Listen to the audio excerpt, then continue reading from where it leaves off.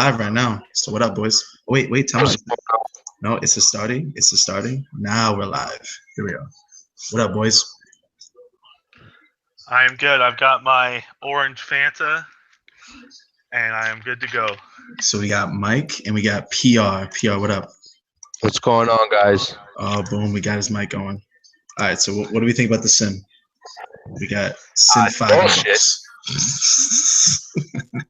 I didn't get anything. Oh, no jumps?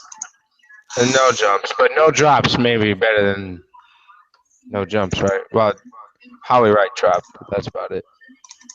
Yeah, actually, I gave you. Well, I mean, Howie White still looks okay, but I remember giving you a little love for Howie White, saying that you might be able to trade him mid-season or something.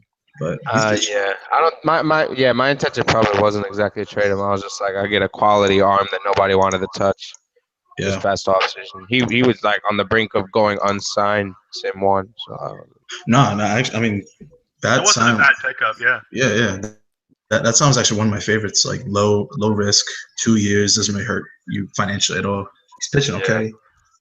Like if you could get him for like, if you could trade. Oh, him he's for done. Like, he's done. Like he ain't done though. He ain't done. No one's gonna be trading for him now though, probably. Yeah, exactly. I mean, he's done. He's just gonna sit there. Someone can. That's all I'm saying. Someone can. All right. So surprises so far. My early vote for surprise of the season so far is Arizona. I predicted that San Fran's gonna win the World Series or some crazy dark horse on some dark horse shit. San Fran's 500.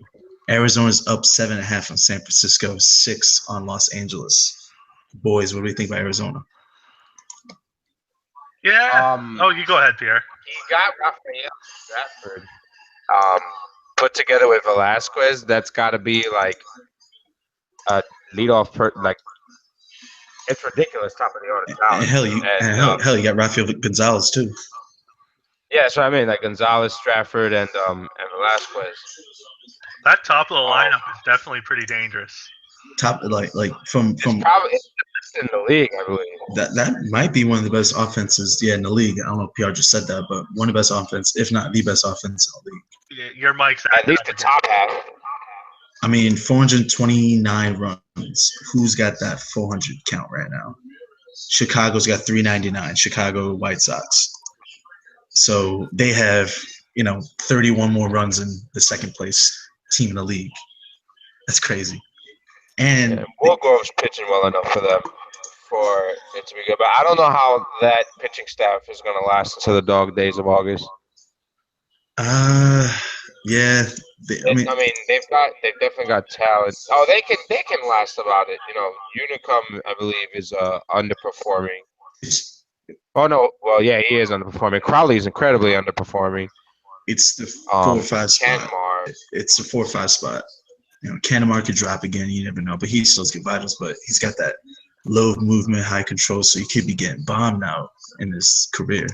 So if Rank can make that trade to get that number 3 starter, we might be talking like a World Series here. Yeah, because Woolgrove's definitely good. Unicom's good. Crowley, I think he could definitely be pitching better. I think honestly he could be all right. I don't think he's going to win the World Series, but he's going to be all right.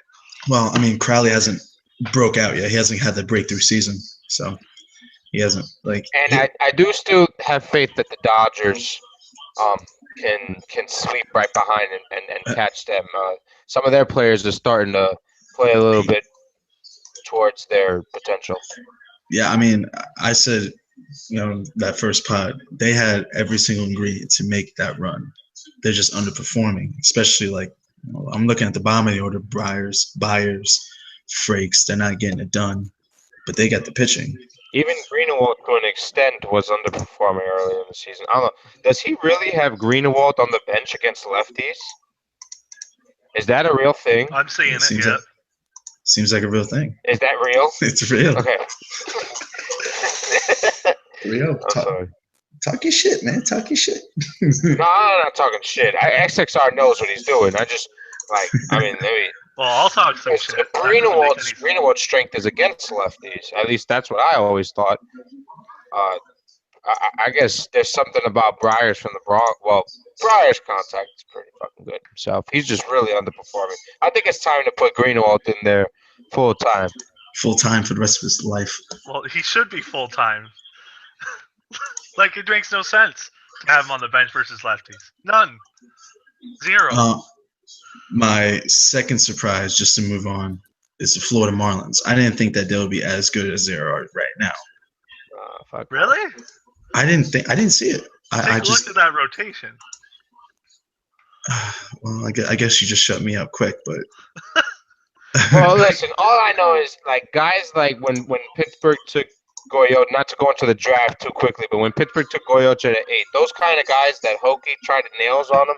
I don't know, but I think I'm gonna start picking up some of them up because like guys like Jonah McNeely, how far away that guy was when he was drafted and stuff like that, turning out to what they are.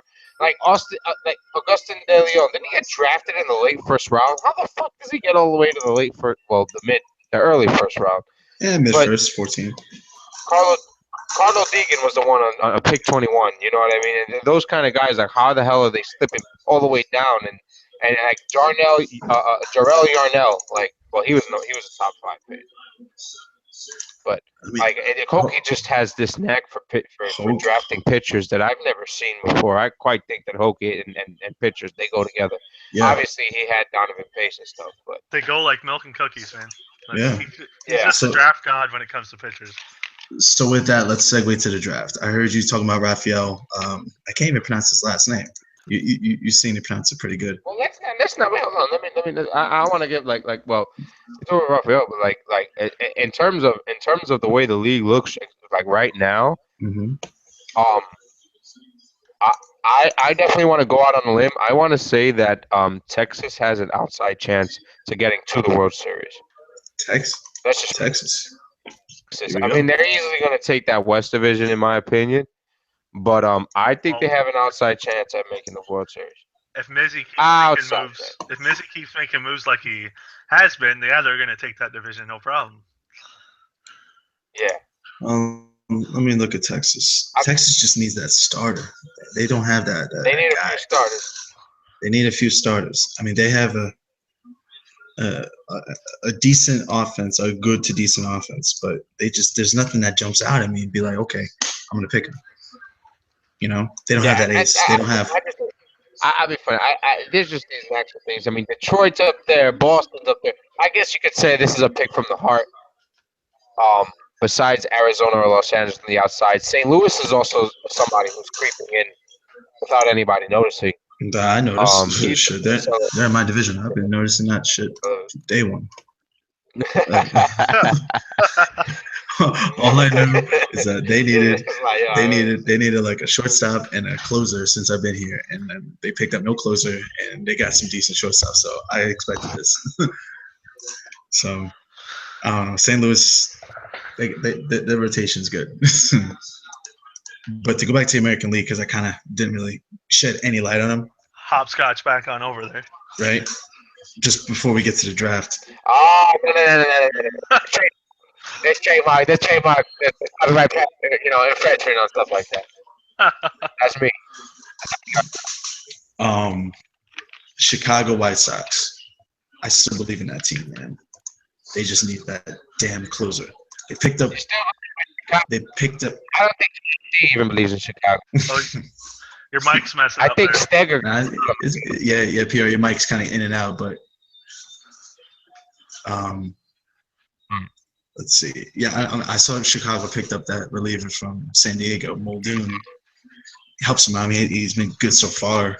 3 save chances is good, but like, I feel like they need just more than that one dude. Oh, they picked up Woolyard too. Okay, so I see John making moves. I still believe in that team though. So not to win division, obviously, because Detroit's gonna win like 155 games. You know. I don't see them making that much noise, to be honest. I just think he needs better. The White Sox. Yeah, I mean, look at Corey Bagnall there. I mean, he's someone that he's banking on to pitch and get wins. Well, he's already given up 17 home runs, and Alex Ray's got the exact same build as him, basically. he's pretty much pitching above his head right now. Hello? Yeah, yeah, I got you, bro. Cool. Yeah, I guess you're right. I mean, you do have the better rotation, I'd say.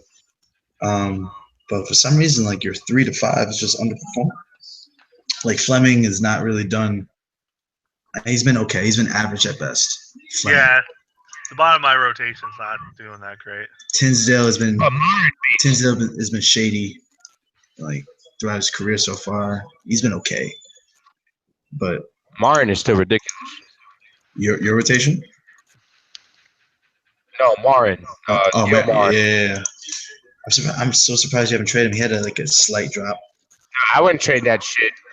The only thing that dropped on him was I think maybe his endurance or something. His actual vitals didn't drop any. You should trade him to me, man. That's what I'm saying. Nah, I'm good. I'll keep him. I don't even care if he's injury prone. I'm not letting that kind of talent go away for nothing. Listen, bro. I'll trade you Genge, and I'll give you that starter. Just let's do it.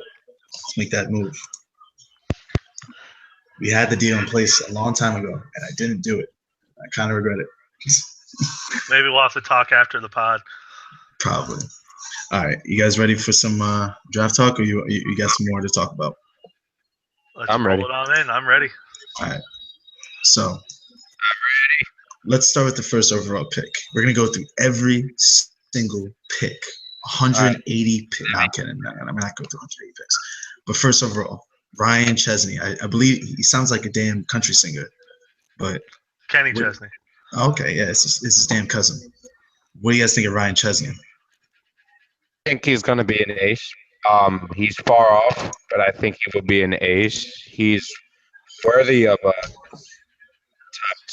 5 pick. Do I think he was the best pitcher in the draft? No. Do I think he was the best player in the draft? No. But he's going to. I'm agreeing with you, PR. I think the best pitcher in the draft is Rafael Goyocha. Oh, yeah, that was my. I would have to disagree. I like Chesney. I think he's going to be really good. I mean, the endurance health combo scares me a little, just a little bit. It's just a little bit too high for my liking. So you're saying the peak is inflated? Maybe a smidge. Okay. I don't know. I'm not too worried about that. I'm not too worried either, but okay. I don't think he was the best pitcher available. I would have went with Adam Agee first overall if I was going to take a pitcher. Just that build to me, Agee's going to be great. We're saying. He could end up like Kurt Warrior, though. He could end up like one of those builds have just had this knack of just dying that I have gotten so scared of. See, I'm looking at the control and the movement. They're so far apart, and he's not a ground ball pitcher. It's scary. He's not a power pitcher. I don't know. There's something about that build. It's a little worrisome. Andy likes him. A lot of people like him. He was good enough to go 4th overall. I wouldn't be surprised if he turns out to be the best pitcher in the draft. But I'm leaning towards that goes to Goyocha. I'm leaning towards Goyocha. I think his power will, and the fact that he's a right-handed pitcher and he doesn't have a walk issue, I think he's going to be a damn good pitcher.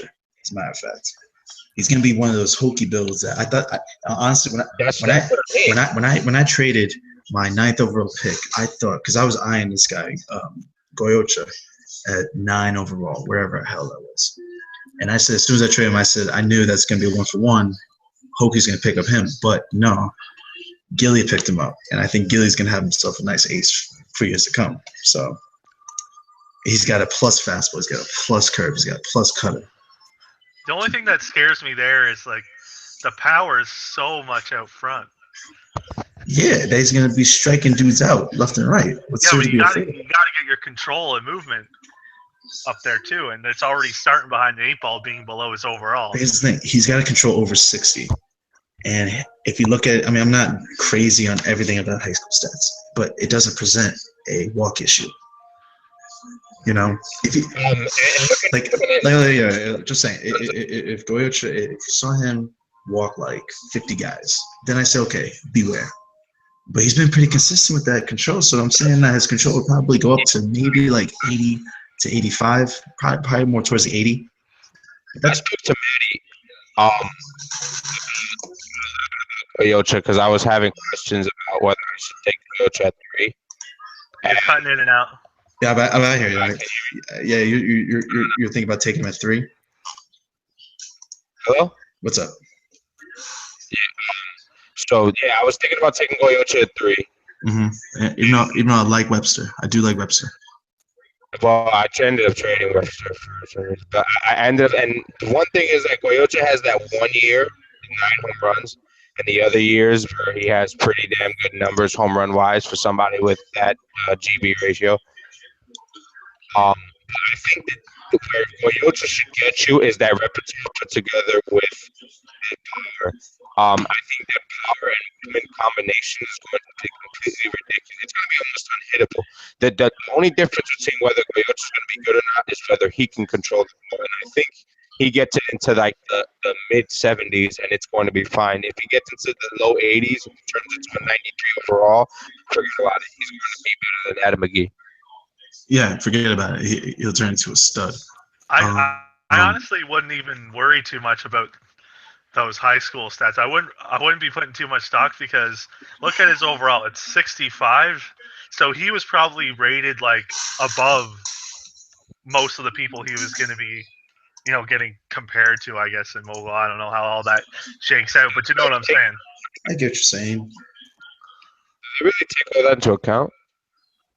Well, like his overall would have been higher than your typical like high school draftee. Yeah, PR. I do buy that. If your overall is that high in high school, you should be dominating. It does because you'll see it like where people in like the low 50s when they're playing in college, they get lit up usually. But at the same time, I do trust his build. I don't like 61 under. With your control, I don't find as a red flag. If he was in the 50s, yeah. Since he's 64, he's got a really good chance. Really good chance. My vote is Goyocha as the number 1 pitcher. I wouldn't hate staying if you took him first overall. So, I mean, if I think this was a great draft to trade down in, but Goyocha first overall, I would probably herald that pick. I don't know. He was definitely on my radar, but then again, I traded it, and then I became uninspired of the draft, so I kind of just traded a bunch of the picks anyway. This guy, Varg. I think he's. I don't think he's that great, to be honest. It's not that Vargag? really. He's not really that jumps out at me. He doesn't really play a good. He doesn't really play a position. He has got really low fielding. I didn't know that Jay was silent, Mike. What's up? I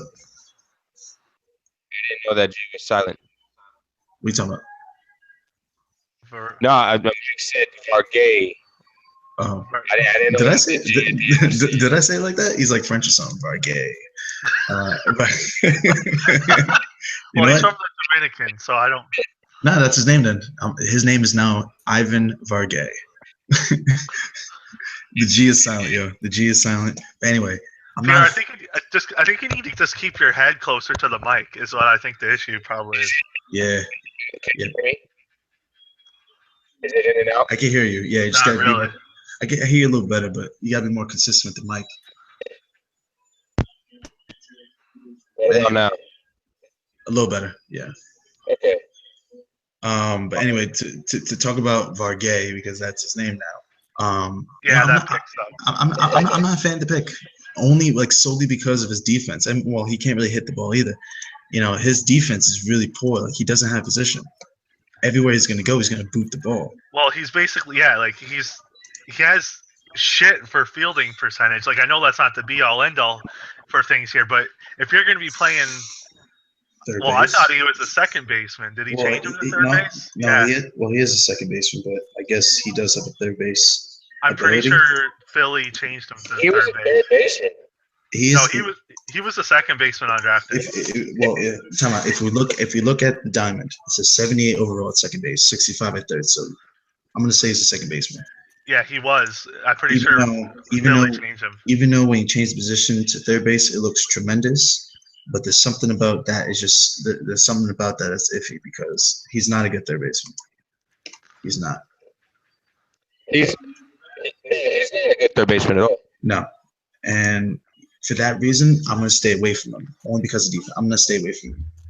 I don't necessarily know And those defensive builds. the only reason why I would take him is if his offense trumped everything. But his offense is kind of poor.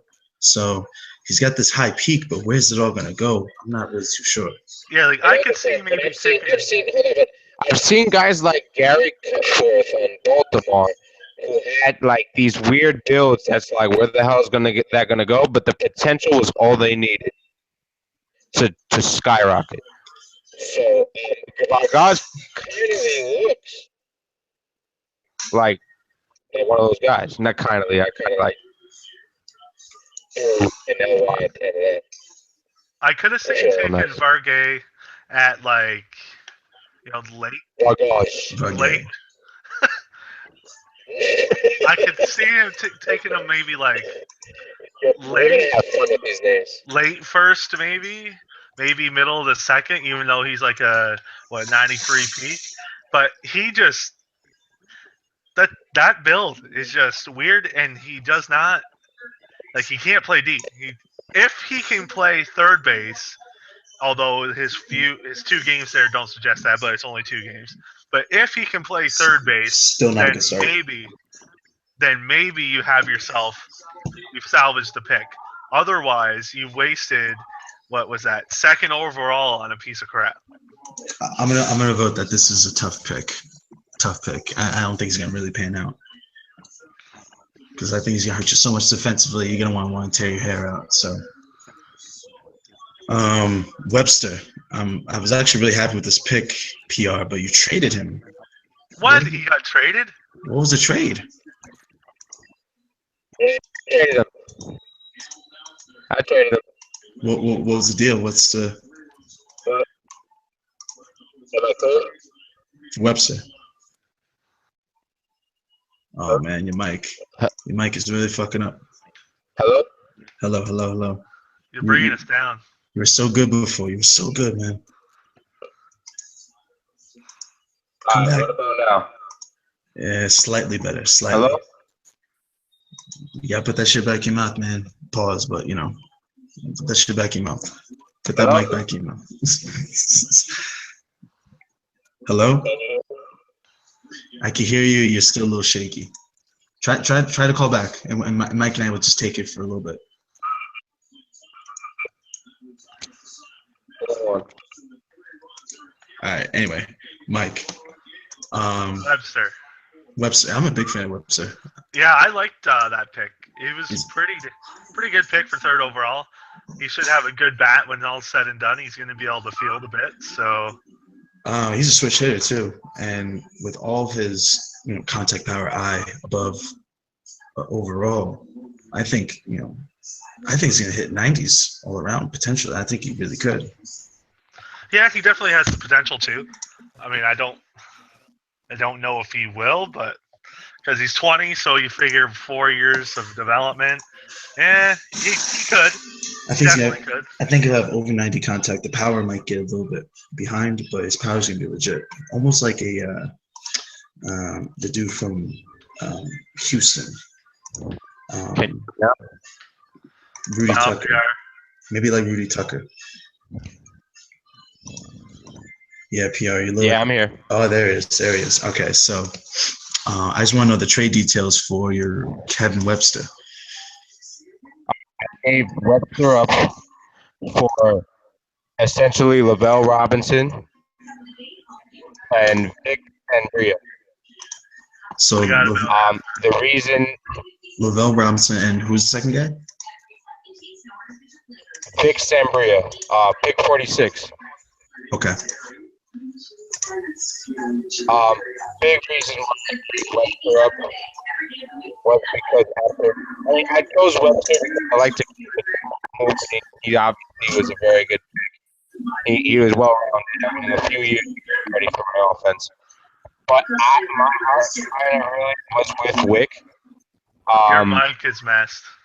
It's messed. It's a little messed, but we had you a little bit before, and I can still kind of hear and understand. But Hello? hello. Okay. So like, yeah, I liked Wick. Originally, Webster was kind of like the big guy. Like overall consensus, looking at those, I did take those high school numbers into account, and I look at those numbers. I was like, all right, cool. One thing with Webster is kind of like another thing that he uses in his draft. I didn't see at first like is truthful. We're not getting any of this. Fuck, Peter. Nothing? Yeah. All right. I'm gonna leave. You guys gonna do without me. All right, man. God, I wish. All right, PR. It was nice having you, though, bro.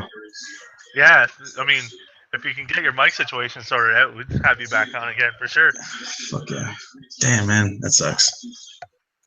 But yeah, I mean, just think about the trades because I heard the trade details. I couldn't really hear him, so you'll have to tell me.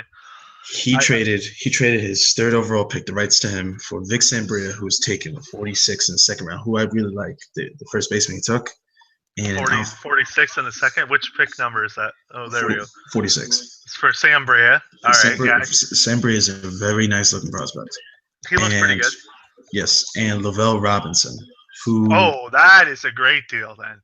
Because Lavelle Robinson is someone that I thought was going to be real good. Yeah. Like, he's not going to be able to really... I mean, you can stick him in the field, but I labeled him as like an Alan Reed type. Yeah, I mean, he does have a range. Yeah, I totally agree, actually. And, like, he's going to have good contact. His power's probably going to reach 80 against righties and maybe, like, 85 against lefties. He'll probably be like Alan Reed, except maybe rated a little higher, but exactly. I could see the same power, production. He's not going to be a typical 4 hitter. But he could get a slugging percentage maybe at like 475, maybe like 500, Yeah. And get on base. But fielding, we'll see because, on the surface, Reed looks like he can field, but he's a little bit shady. Yeah, I don't like Reed in the field, and I don't think I would like Lavelle Robinson in the field unless you were in a pinch either. I mean, it does look like he could play the field a little bit, but it could be a little shady. It could be just a little shady. So you were a big fan of Adam Agee, number 4 overall. Yes. I just don't really. I don't really like the build, man. He has that build where because movement is the one that jumps up the most. Okay. So if that movement jumps up quite a bit and goes up with that control, like we're good to go here. I think your TV or something is really, really loud. It's because the Mets are freaking nice right now. All right, let me turn this down a little bit. Give me one second. All right.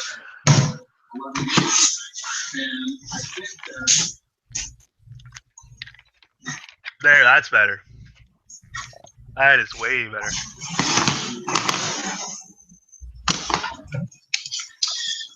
Damn it, you wait till now to tell me that my TV's loud? Like, it's just I don't know. I just noticed it right now. That's all. All right. So, why don't you like Agee's build? I'm just not a fan of the movement. I'm not with the movement. I'm not with it. It does kind of suck that it's below the overall, but we'll see. He's either going to turn into a Marin or to a Wayrayan. Not to keep referencing my 2 players, but like that build is very like. What was Marin's initial build? I don't know. Pretty much the same kind of thing of Adam Agee. Really? At least that I recall. Yeah. Okay, so without going through every single pick of the first round, what were your highlights of the first round? Like, what was one of your favorite picks? With this draft was so damn deep. Like, I heard some grumblings about how people didn't really like this draft, and I'm just thinking like. Yeah, maybe there's no Hall of Fame players in here, but there is a lot to like. So I've got, we talked about Agee. Lavelle Robinson, we already talked about. Lauren Hogan, pick number 13 to the Padres. I really liked that pick for pretty much the same reason. Yeah, it as, looks like the same build. AG. AG, you're correct. I'm still saying beware. Just take a little bit of stock in the high school and college. He has a high on base average given up, very very high. Yeah, it is quite high actually. It's a little bit of a red flag. But we'll see where he ends up. I mean, right now he's listed as a short reliever. He should be a starter, honestly. But wait, what? Why? Yeah, I'm looking. Don't yell at me, bro. That's what it says. Short relief. Oh yeah, you gotta change that shit right now. Padres. Who was that? Decker, you gotta change that. I was a fan of Julio Patron going 15 to Pittsburgh. Pittsburgh had Pittsburgh had. I mean, obviously Pittsburgh had like a quarter of the picks of the draft. He didn't really make the most of those though. But can anybody hear me? Oh, he's back. Oh, the ghost of PR. All right, listen. I might drop back out, but I do want to explain myself with the website thing. One, I made a big boo-boo. It was actually Brian Wick and Vic Cambrina for Webster. Either way, I still think there was a better deal than Webster. I am kind of scared about Webster's real value in context to his low Ks and low walks. But yeah, I still think that he'll be a really good player, and if he jumps, he's going to be great. Who was it for? White? It was Brian Wick. Yeah, so basically it was a deal. It was a deal involving 3 first basemen. And, one first baseman for 3 of them. And this was a very heavy first baseman's draft, and PR got 2 of them. And I really like Sanabria, as I said before. I'm a really big fan of Sanabria. Now wait, I do before I die. Before you die. Rest in peace. Greg Rick, what was your opinion on that pick? Brian Rick. Greg Riggle. Oh. Was he the That was a stupid pick. The Cincinnati build of what's his name? Lindsay, who I really like. Yeah, I can see. Listen, years ago, I took a guy named Mike Hillier, pick 5, got killed. He ended up like getting really nice vitals, but he didn't turn out to straight shit. He was actually turned out to quite literally shit. So if this guy turns out to be like Lindsay, yeah, that's a great pick, but you really took a huge risk. Especially, did Houston not trade up to 5? Yes, he traded up, and I'm pretty sure he did anyway. Even if he didn't, I'm thinking you only have 10 points of wiggle room here. You got to figure he's peaking in 2 years, if not 1. Yeah, and you got to hope for 1 really nice jump. And winter like ball, you need. probably. Like he's got to jump right now, because if I remember correctly, Lindsay was under the same category, and he jumped immediately after the draft. Well, he hasn't jumped yet. Exactly. So you need that jump from Riggle like this year for his development to be right. Was that GD, or was that Andy? It was Houston. Houston made that pick. Are you talking about for Lindsay? That was Andy. Lindsay was Andy. Andy? Yes, Lindsay was Andy. This one was Houston. Riggle was Houston. Wait, hold on. I think I understand my mic problem. Oh, we have an epiphany. I think my phone has a problem, like trying to talk while you're talking. No, because you lost me just now a little bit. Yeah. Yeah. A little bit. But Adam McGee, that was Mike's favorite pick? He was a fan of Lauren Hogan. Well, Hogan. I also like Adam McGee. I've really liked as well, but we talked about that. Lauren Hogan I really like too.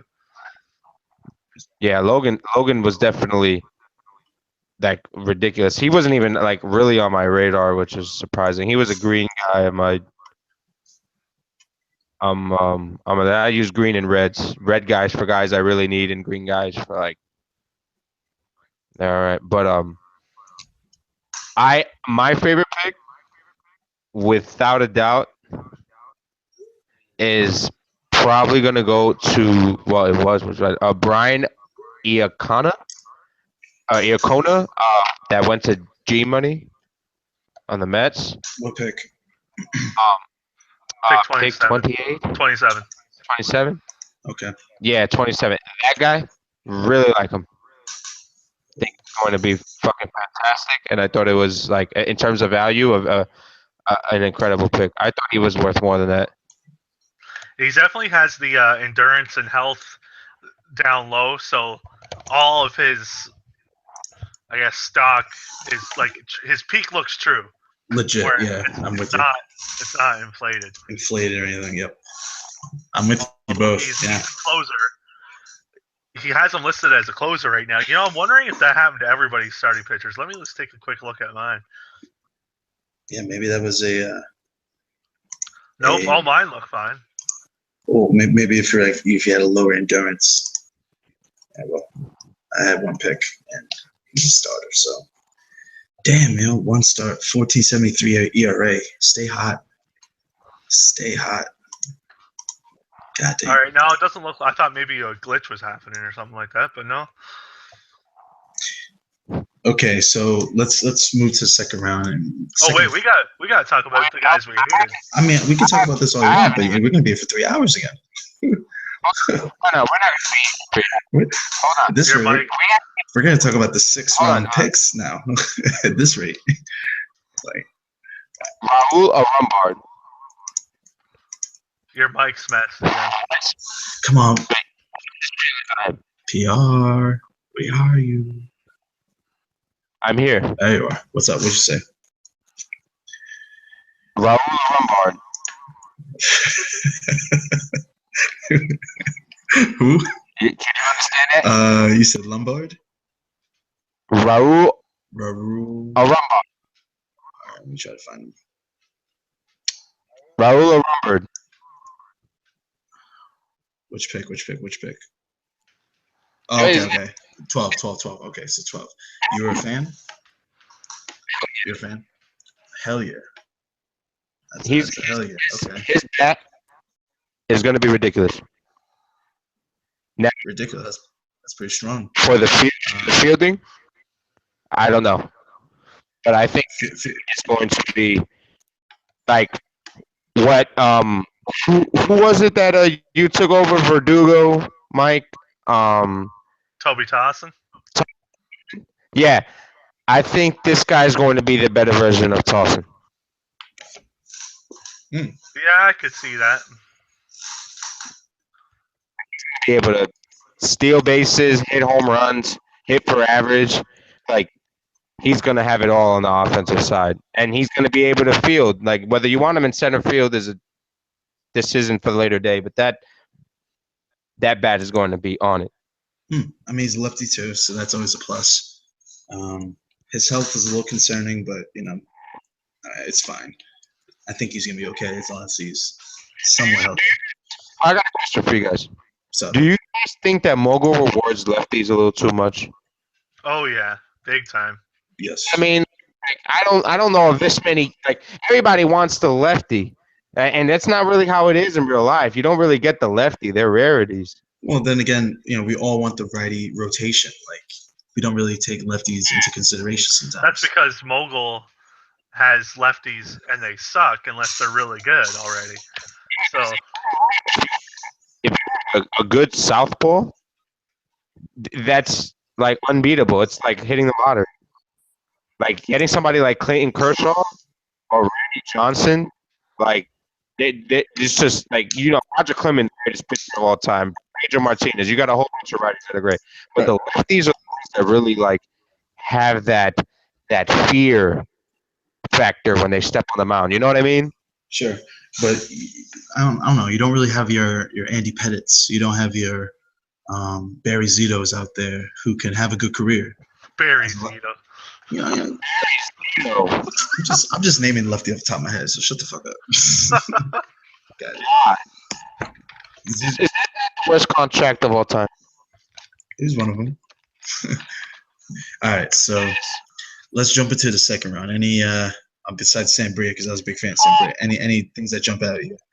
I'm sorry. I don't mean to toot my own horn, but I was told that James Cummins wasn't getting out of the 20s round in the first. I was told that I was saying how like it taking Cummins anywhere before 30 was not a good idea. Who the hell told you that? Nobody told me that. That's what I'm thinking. Yeah.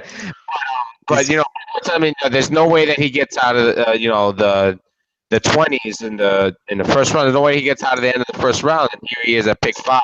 I almost fucked it up though, because Hick ended up picking somebody who wasn't even there, Bonnie. And I had immediately after Hick sent his pick, I put my pick in because I knew who I was picking, and I was like, "Oh, fuck." Yes, I remember that. And that was actually pretty damn funny. I was thinking that he was going to pick Cummins because he could have been a top 10 pick, and he somehow managed to get down to 35. Like, Top 10. He's pretty much a guaranteed starter, written all over him. Top 10. Like he's gonna have great fielding. He's got your speed, so he's gonna be as long as that contact comes up to the top. He has potential to be the most deadly weapon in terms of overall baseball playing talent of the draft. I can say that. Top 10, think it's a stretch. But I can say that if he turns out to be at least a serviceable starter, well, not at least a serviceable starter, I think that his talent could propel him to where if he ends up as like an 85, he's going to be producing like a 95. Well, let me tell you one of my favorite picks of the second round, Stu Hollerman, 56. Hollerman is a great pick. I thought that he was one of the best first basemen draft. I think he's not going to be a power guy, but his contact and the fact that he's a lefty. He'll be like a Vinny Evans type. Andy hates these guys. But I thought Holloman was a good pick too. I think he has extreme value. I mean, he's gonna have a high average. He's gonna have a nice eye. He's gonna play the field. I don't see what you can't like about him. No one has contact's gonna be way up there. Yeah, Hollerman for sure has been like anywhere between pick 22 and 28. Someone who got a real steal. Well, I mean, that's just because I like this build, I guess, but that'll be a common theme. You'll pretty much know exactly who I like. G Money got a great steal at the 29th pick in the second round, 59th overall. OJ Kelly. Oh, you are loving this build, man. You are loving this build a little bit too much for my liking, man. The only problem is like his movement. His movement's not gonna make his movement. Yeah, bro. well, some people say like the birthday doesn't matter, but I kind of like to know what I'm going to be getting. And he's got a July 24th birthday, so if he takes a big drop and doesn't end up making that back, this pick won't be as good. But I think that is good value there. The talent that he could become, it was 100% worth it. Yeah, that's what I think too. Okay, all right. I'm not hating you there. Another guy that I was a fan of, just to switch topics or quickly switch players, Trav Kong. What? Yes, I'm a fan. I'm a fan, man. I'm a fan. Horrible. I'm a fan. I'm a fan. Okay. Why are you a fan? Tell me why you're a fan. He has tremendous defense, and I think his bat could be decent. All right, so the tremendous defense thing, yes, but I mean, you can pretty much find that. That's a dime a dozen here for us. So you think his bat will come around? Here's my counter argument to that. That would be true if his peak was maybe like 87. His peak is 81 with an overall of 71. I get that. So I'm kind of banking off the fact that he's going to jump like ASAP, and I think he's going to have like a he's not going to be great. I'm not saying he's going to be great. I'm saying he's going to be a pretty good shortstop. He's gonna be like Los Angeles.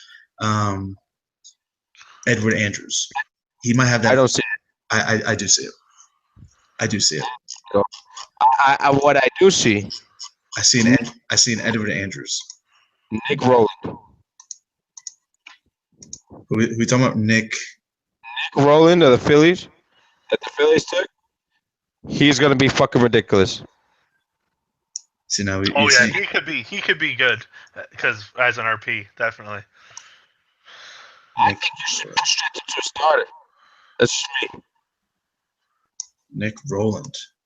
Let's check him out. Another short relief guy. Oh well, he does look like a true reliever. Yeah, he is a true reliever. Yeah, although he started every game in high school, so that's interesting. Yeah. Yeah, I'm a fan. I'm definitely a fan of him. I'm not sure about ridiculous, but I'm definitely a fan. Definitely a fan. All right, so value picks. Anything third round on? Oh, I have a lot. All right, go on. Let's see here. What was yours?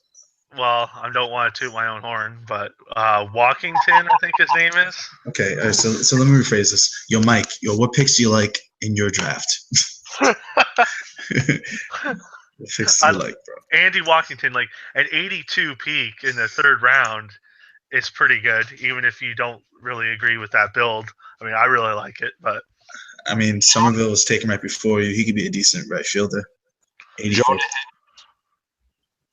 peak. Jonah Higgins. Yes, I like that one too. I think, anyways. Jonah Higgins. See, about Jonah Higgins, I don't like picking up just solely a DH. You'd have to be like Jim Thome / Barry Bonds / May Ramirez for me to take. Yeah, but you're pushed in the middle of the third round here. Pushed in the middle of the third round for a guy who he was a first round player. Like, that Mike. Yeah, Pierre. But I'd rather take the guy like Todd Burkholz, who I think is okay, than a guy like Jonah Higgins, who I know will never hit the field. So you're banking on the guy to be a top flight power dude or whatever offensive guy you're banking on. See, don't get me wrong. I don't like the build, per se, because his contact is well below 60 even right now. So to think that's going to reach seems to be that 75 cutoff that's probably not going to happen. But I'm thinking this late in the draft, it's worth to take a chance and just see if you get like the next great DH. Yeah, I think makes total sense. There's a lot of like outfielders who are kind of the same dude. What about Oliberry that Detroit took? Take 10 and third. Roberto Oliberry. His contact is severely low, so it's not really looking too promising for me. Yeah, you're banking on him jumping quite a bit. Yeah, he looks like a contact speed eye guy, but his contact is severely low. So when it's all said, if he peaks out like perfectly, his contact might be like 75. And I also don't think at best. I also don't think that his defense is going to be good enough to be playing center field because he's going to have a shit arm. So we're looking at, I don't know, what did you really get here? Like, I'm looking at a bench guy who's probably not going to be on the bench because he's going to be in AAA all his life. So what? Wait, I also have to ask you, what do you think of the Ryan Beal number 18 and third round pick? Ryan Beal. Another guy who you're kind of banking off to be, Gary Sheffield with no outfield. Defense. No, hey, what do you mean, bro? That defense could get into the mid 70s. His range is going to be suffering. His range will be suffering. You're right. But still, that could be great. I'll tell you a guy I kind of liked all around was Jim Young from Oakland. He could play a little defense. He's a switch hitter. He's got a good eye.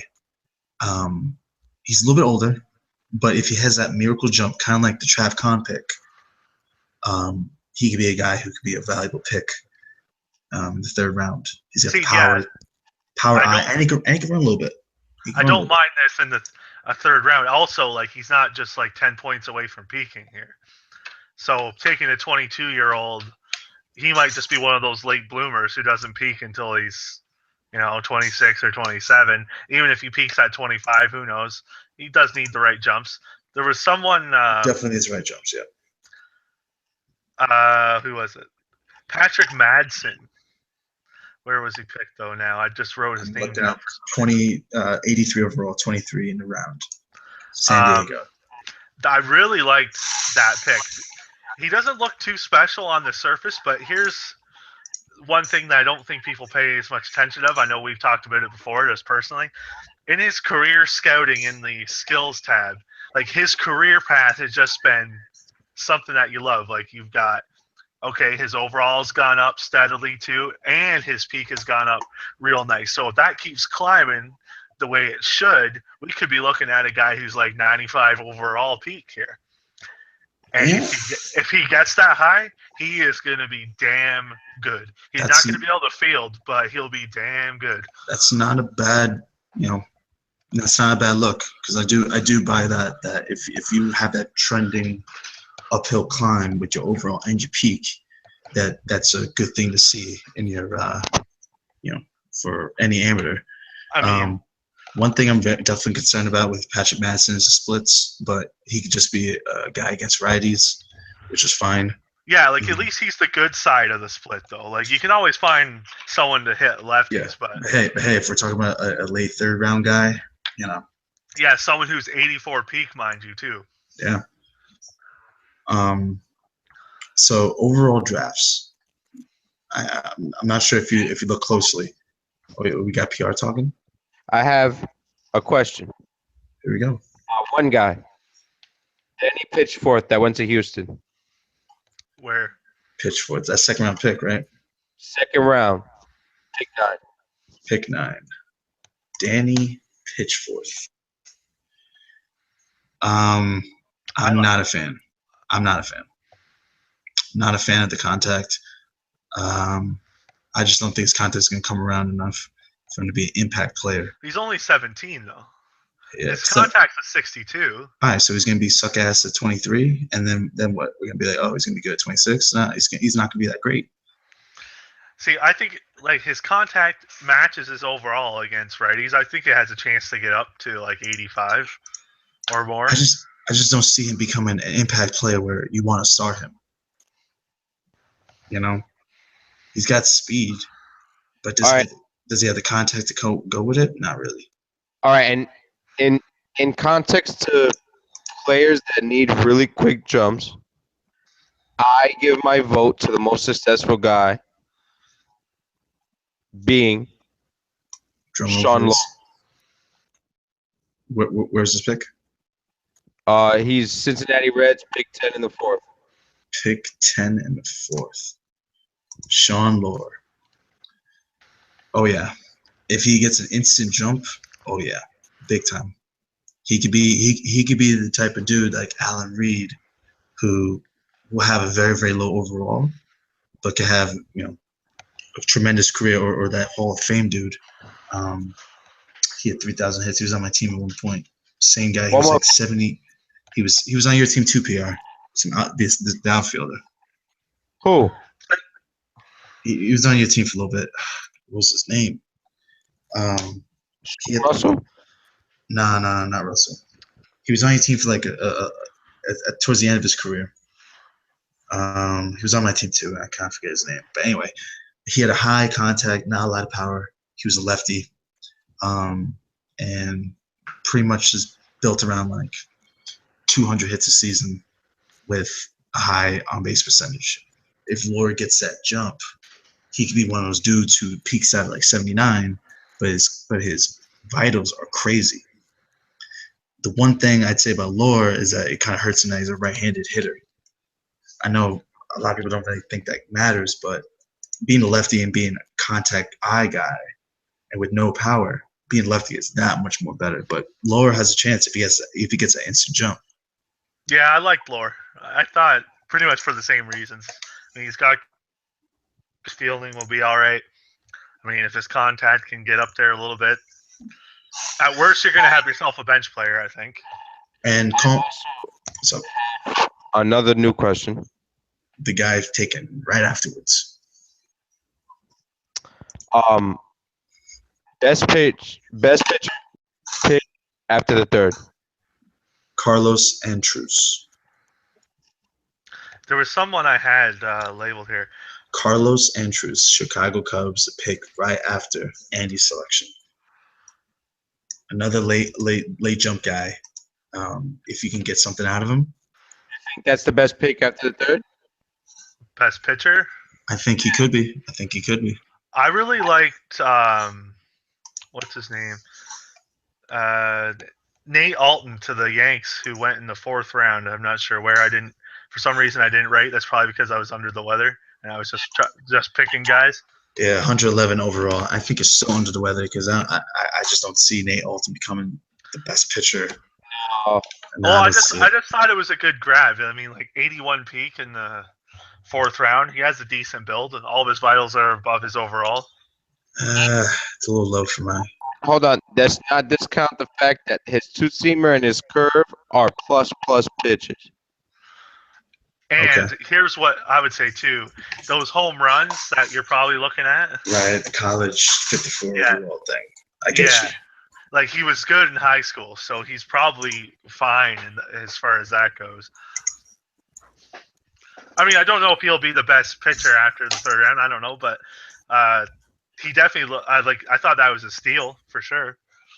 I thought the steal was Carlos Antrus. Give him a 4th round, 101 overall.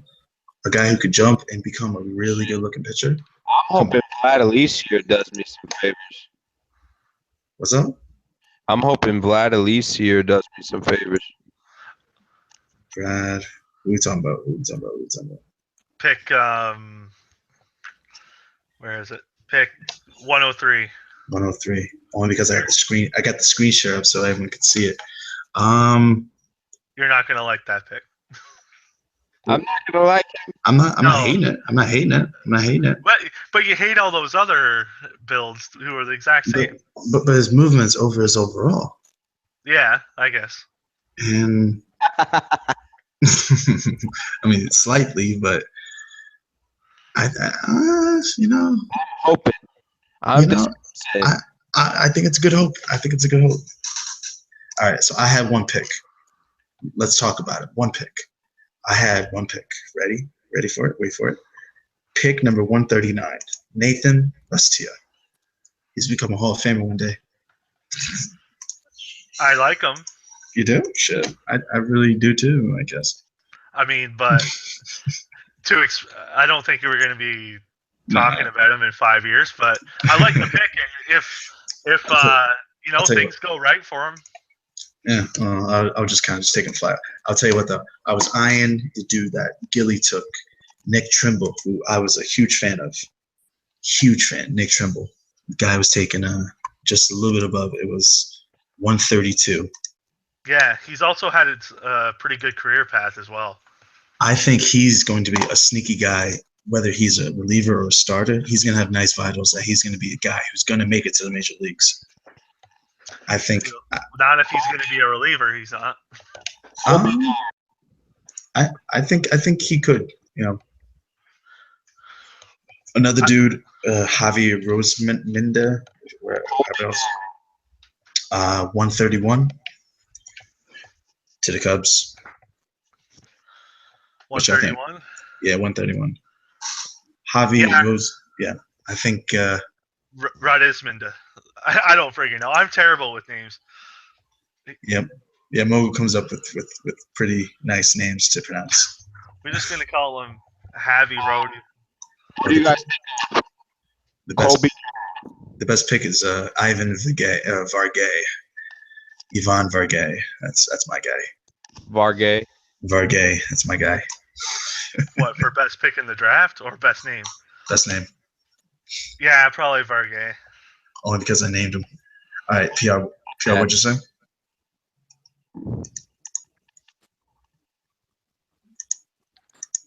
What's up, PR?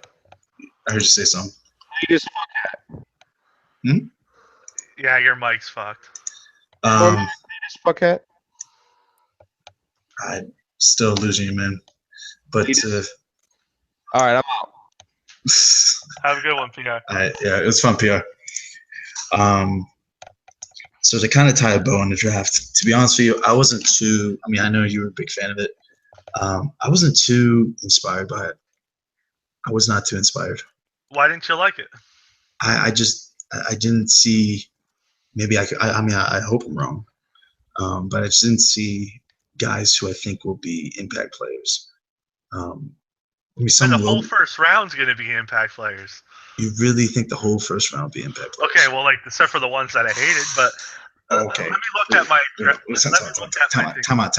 Let me just backtrack.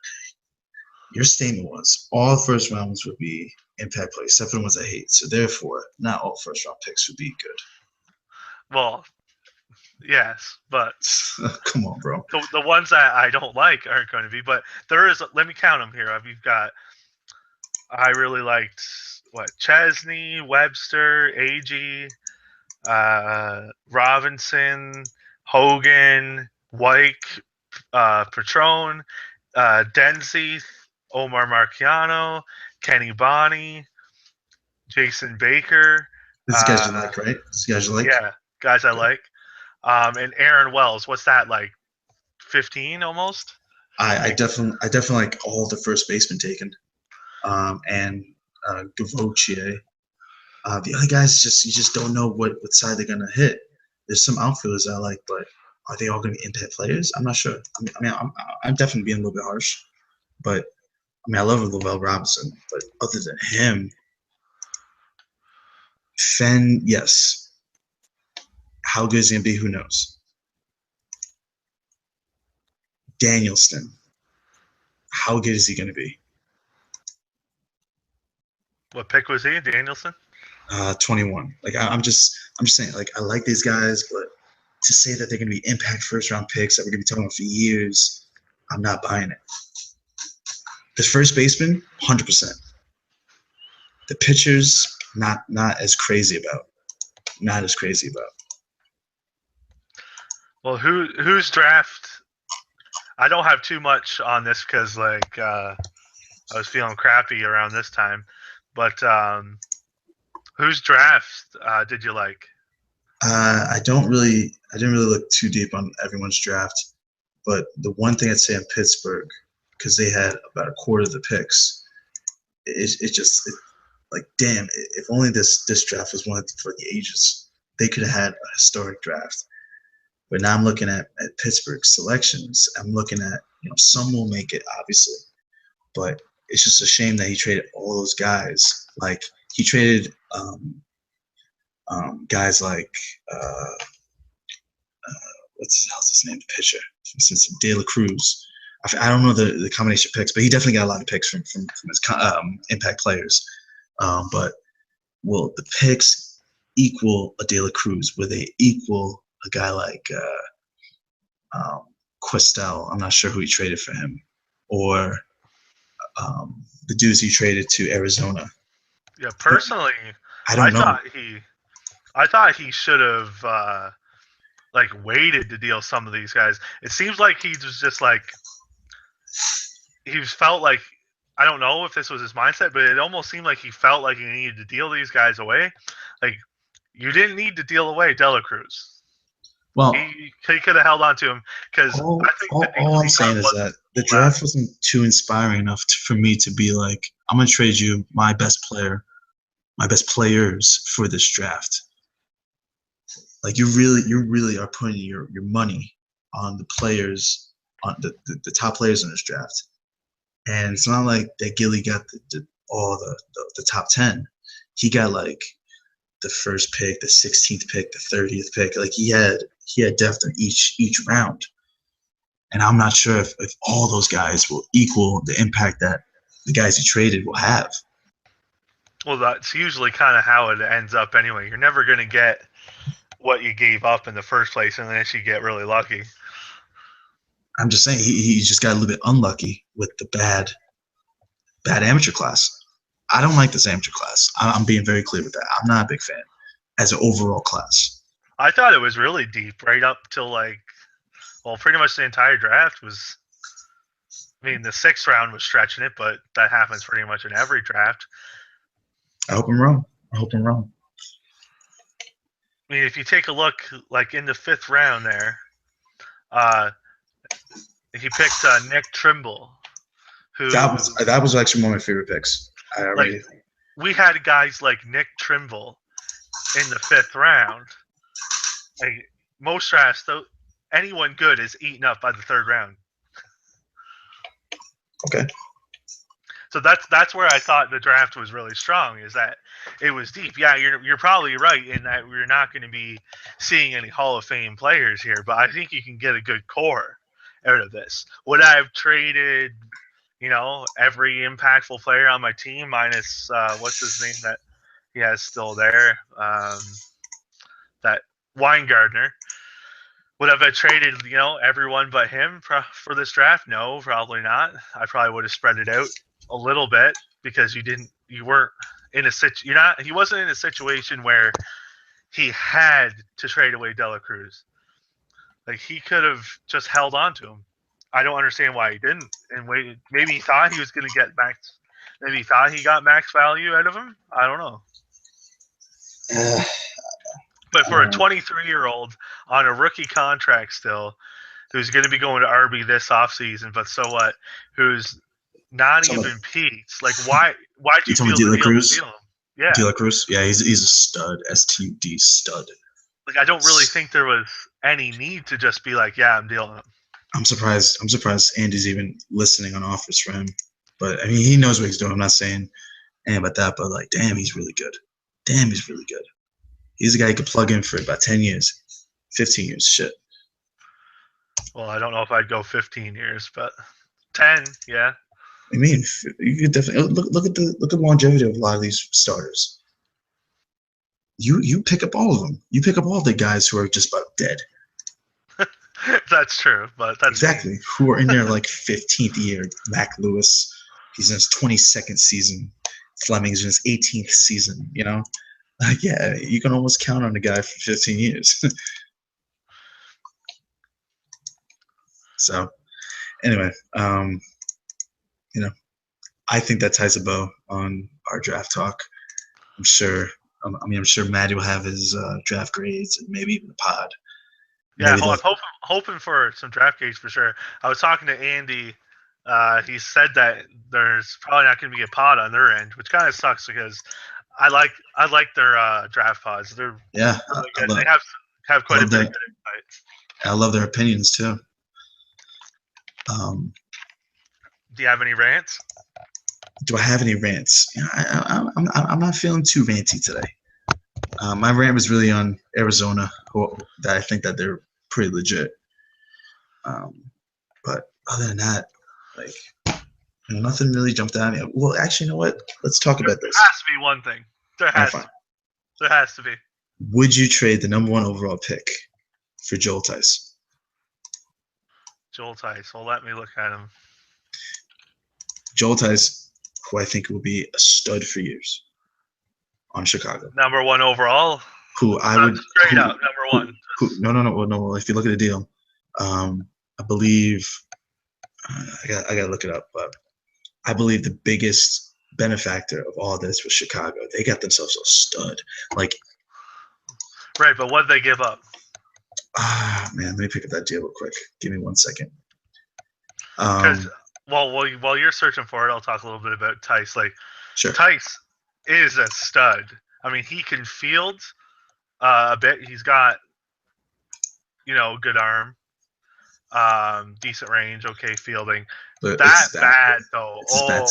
Man, it's elite. It's point blank. It's elite. That's Hall of Fame. Exactly. So you're banking that the number 1 overall pick, if you're staying, will be as good a value as Joel Tice. Well, no. What else did he get? I'm still picking it up. It's gonna take me a minute. Anyone on the chat? It's gonna take me a minute because I'm sharing the screen. I'm starting to chat. It's gonna take a while. Let's see here. Maybe I can check the transactions. Yeah, if you go into transactions and go into trades, find Atlanta Braves. I think it was number 1 overall pick, Tom McElvin and Kareem Gallardo. So Atlanta got first. There might have been a couple more picks involved, but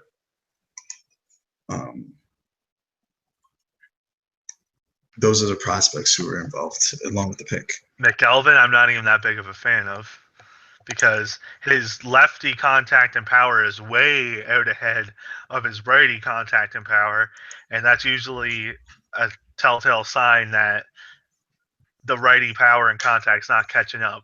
Although he still has a lot of room to grow, but let's just say I'm not a big fan on that. And then who else did he get? I'm sorry, I just got off. Tom McElvin, I think his name is. Yeah, Kareem Gallardo. Gallardo. Kareem. Yes, Kareem Gallardo. Oh, okay. He's in his rotation. Those vitals could get up to 90 across the board. So, it's not a bad deal, I don't think. I don't know if I would do it. Like, Tice is money. Tice is money.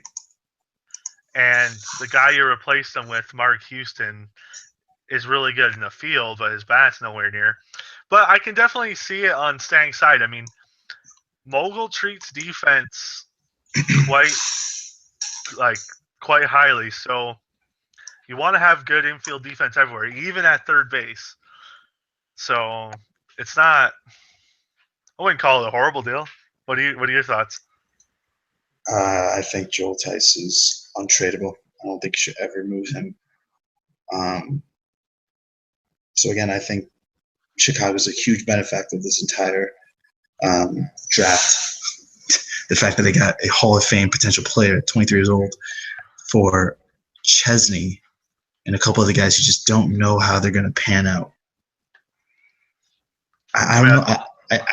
I'm not here to say that I can't say that Chesney is going to be a dominant guy. You just don't know what way he's going to turn. Yeah, well, I didn't even think Chesney was the best pitcher in the draft. So, I mean, obviously, I agree with that. I mean, I still like Chesney, but I mean, I would agree with you that I'm still trying to pick up the trade details. I think it's on page 2. I thought I had it just a second ago. I didn't get a chance to look at the trades because I was basically like out of it by the time I got through the entire draft. Yeah. All right. So, any other talks around the league that you're interested in talking about? Any rants? Any trades that happened? We definitely have. Any trades? Definitely a rant. There we go. All right. Go on. This feels like another. I don't know how much GMing experience the guy the Twins has. Powell Wilson, okay. I believe his name is. Yes. So I don't think he's a mogul vet. Maybe he is. But he did come to me after the trade asking like if I would have done that deal, where Peter gave him, I think it was $69 million. Yes. Or not? No, reverse. Powell gave Peter $69 million for a pick. What was that? 26, I think. And straight up, I said no, no way. That is way too much money, even in a draft like this, which I think is good. You don't, but nope. Even in a draft like this, $69 million for one pick, and that's not even in the top 10. Yeah, I think this is a case where Peter. I mean, I hate to talk crap about him, but it just seems like he just took advantage of it. I don't know who came to who here. Maybe Powell went to him because he had a crap load of cash, and maybe he offered him like $50 million, and Peter's just like, no, I can get one over on this guy. And I'm only saying that because there's a history of screw job trades with him. Maybe Peter had all the good intentions here. That'll be something that he'll have to explain in the chat. But I think that was a terrible deal, and the worst part about it is to play. All right, I think that the worst part about it is that Socorro Valdez, who he picked, he looks like crap to me.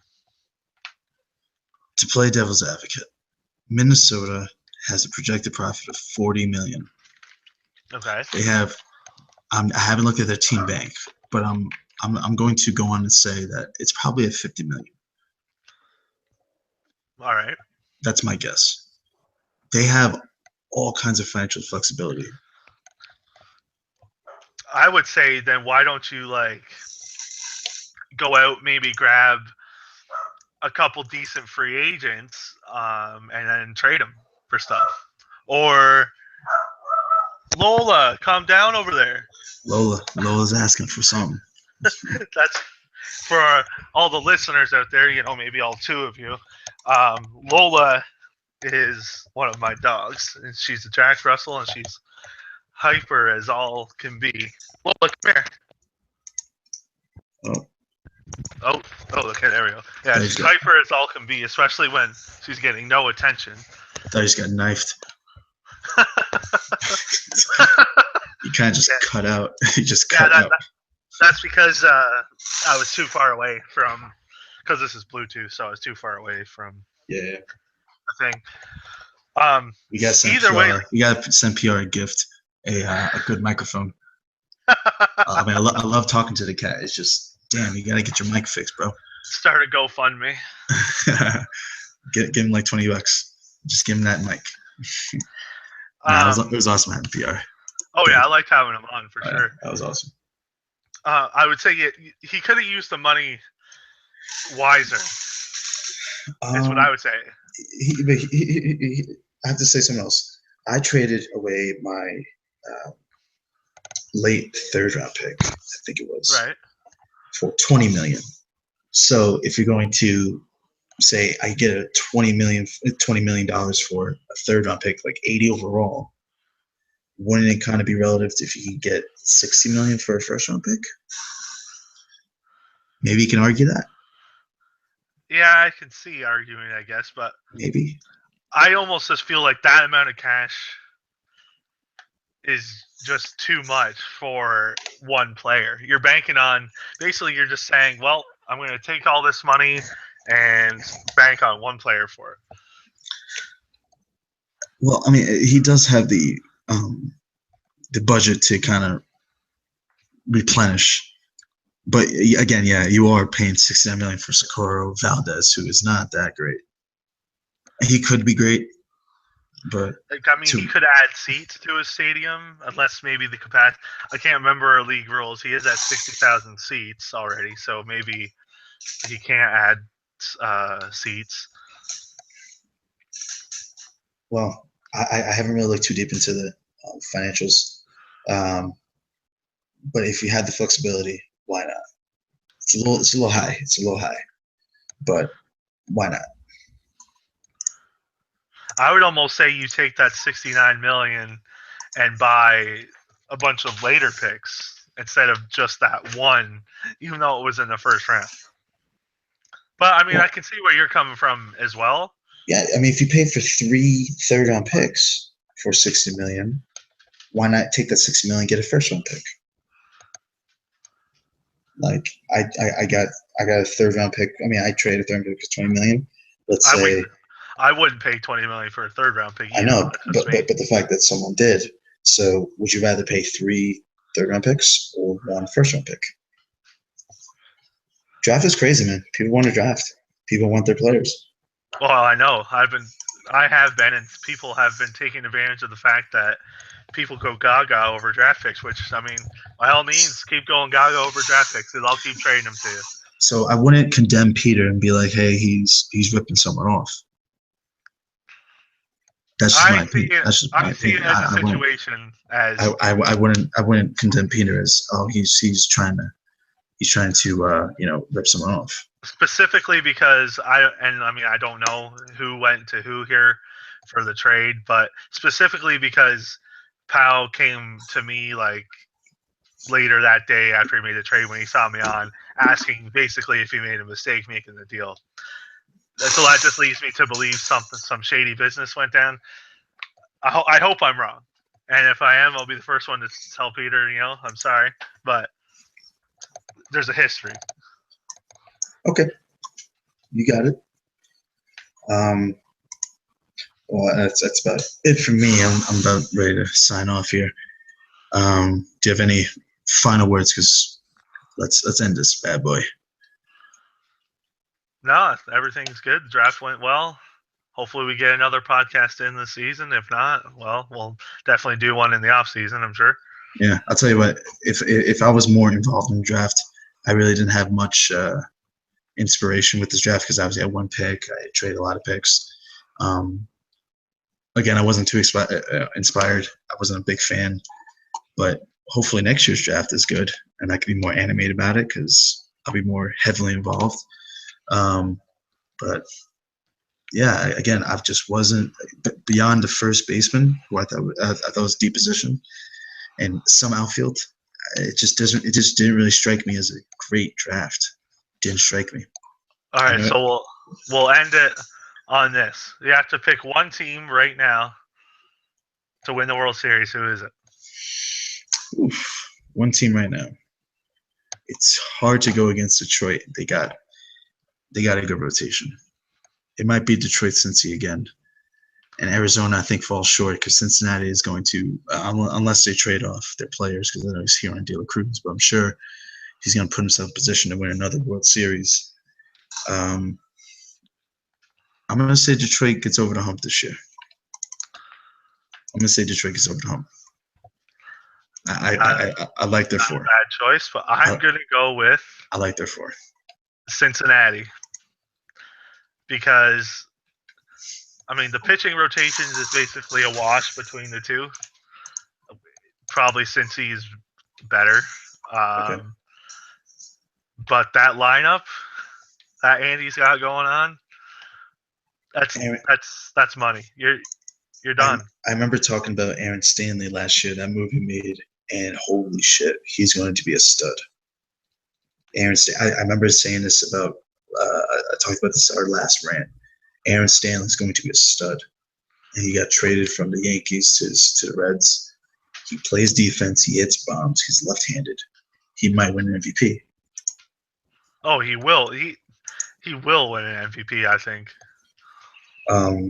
So I guess my sleeper team, San Francisco, who I'm not exactly giving up on, but they're kind of disappointing me this year. I thought San Fran was gonna do something, but I guess Gendron underperforming. Well, Meacham dropped. He's got Quentin Yaws number 2. He's kind of cheeks. Well, Ducko's kind of hurt right now, but the bullpen's really, really at fault here. Really at fault. But I mean, they're not out. Obviously, they're 34 and 34. The second wild card's up for grabs.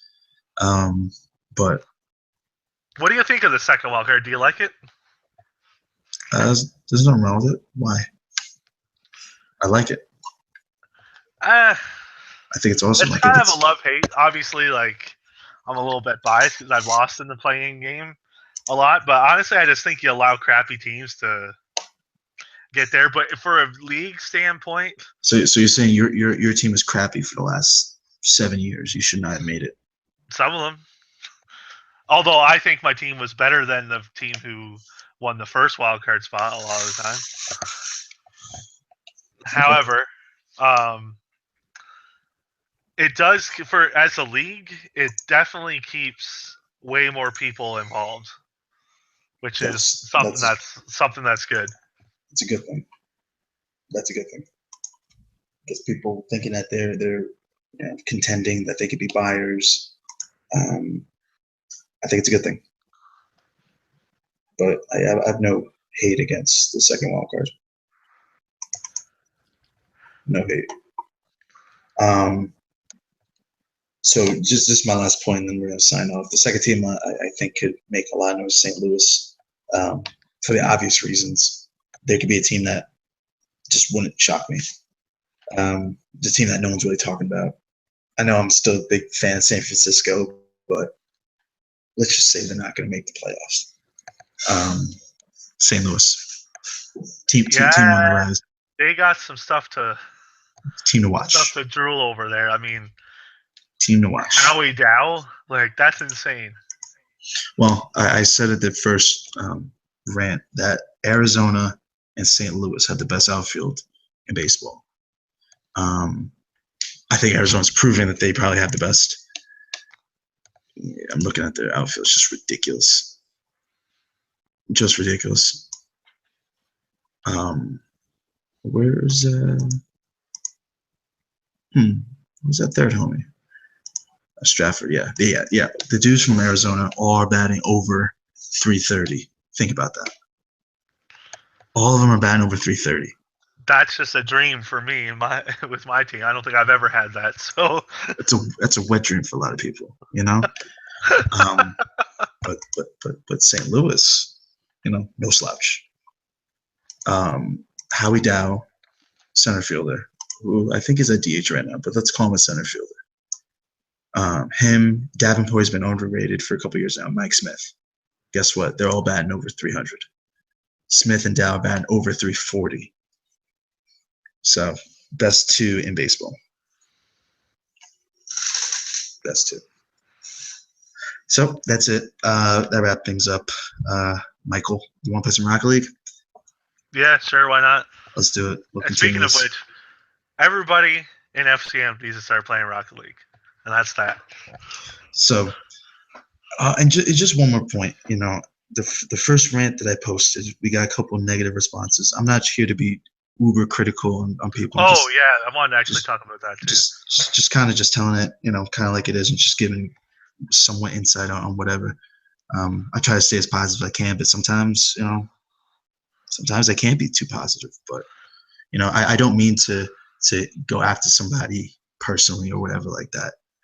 But in terms of Fred here, like it's not like I'm trying to dig at you personally here. It's just what I think about some of the moves you've made. And to be honest, sometimes people think I make weird moves or that I'm not right when I say things like that.